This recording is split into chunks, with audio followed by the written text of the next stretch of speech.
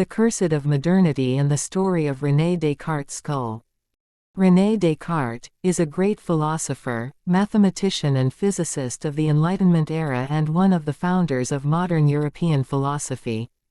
In September 1649, Descartes went to the Queen of Sweden's invitation to teach philosophy at her court in Stockholm, but the cold winter of this Scandinavian country on the one hand and the necessity of waking up at 5 o'clock in the morning to teach the Queen on the other hand, made Descartes not like this kind of weather and early rise.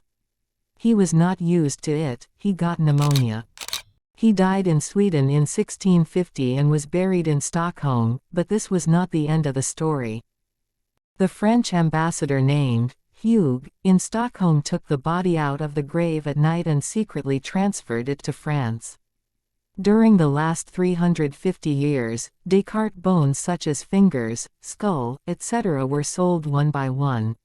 In the past, this skull was kept in Paris, but it has been transferred to the Prytanée Military School, where Descartes studied.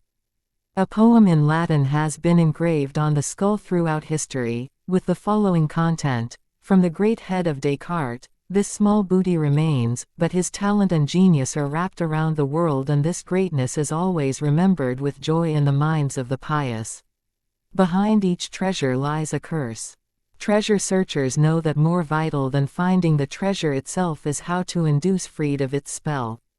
What words and spell breakers ought to be utilized.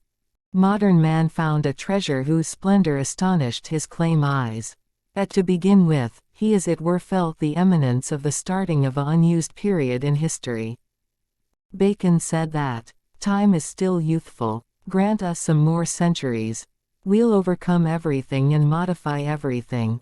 Of course, it was not Bacon, but Descartes, who to begin with theorized the present-day thought, at its most profound level, that's philosophy.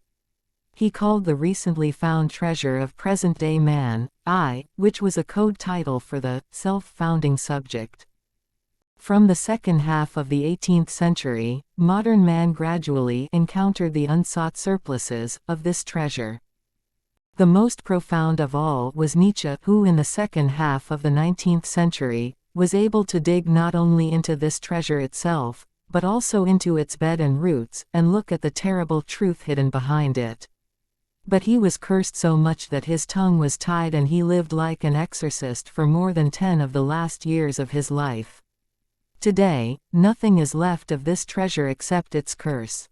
The postmodern man no longer has the faith and support of the pre-modern era, nor even the illusion of self-foundation and freedom of the subject. The only thing left for him is not the subject, but a monster born from the curse of the same treasure that bewitched the spirits of the dead throughout history. If he can, he should think about the working mechanisms of this curse and find effective ways and words to fix it, even with the help of summoning the cursed dead. Descartes himself was the first victim of the treasure curse he found. He died unexpectedly due to a simple disease and did not rest after his death. The ship of his books and writings sank in the sea and his works were banned.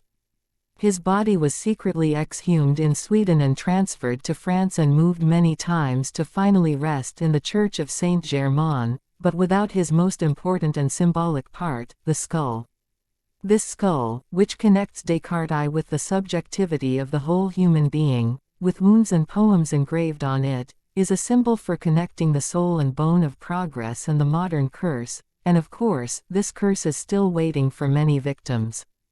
Maybe even the whole human being will not be satisfied.